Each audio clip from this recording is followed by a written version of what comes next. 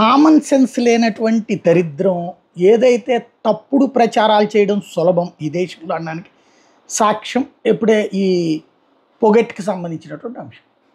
అమ్మాయి 53 కిలోల బరువు దాంట్లో ఇంతకుముందు పోటీ పడేది. అయితే తను ఈ దఫా 50 అంది. అందుకు అనుగుణంగా తన సైజు తగ్గించుకుంటానంది. పర్మిషన్ ఇచ్చారు. 100 గ్రాములు ఎక్కువైంది.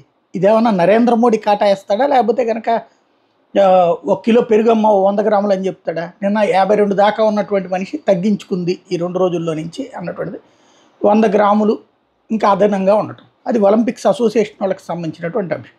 దాంట్లో నరేంద్ర మోడీ మేనేజ్ చేశాడు. ఈ అమ్మాయి కనుక గెలిస్తే, ఎందుకంటే 2 రోజుల నుండి వీళ్ళందరూ ట్రోల్ చేస్తున్నారు కాబట్టి దాంతో కావాలని మేనేజ్ చేశారు.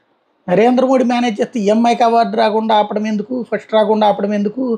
100 పథకాలు తెప్పించేవాడు కదా, 1000 చేసుకునేవాడు కదా, కనీసం 2 అంకెల సంఖ్యలో చేసుకునేవాడు కదా. ఈవీఎంల మేనేజ్మెంట్ గురించి ఎట్లాంటి మాట్లాడతారో ఇది అంతే. బుర్ర, బుద్ధి, జ్ఞానం అనేటటువంటిది కరువు అయ్యి ఏదో ఒకటి నోటికి ఏదొస్తే అది వాగడమే గొప్పతనం, అదే మేధావిత్వం. అట్లాంటి దరిద్రాన్నే తెలివితేటలుగా ఫీల్ అయ్యేటటువంటి దరిద్రులతో ఈ దేశం నిండిపోతుంది.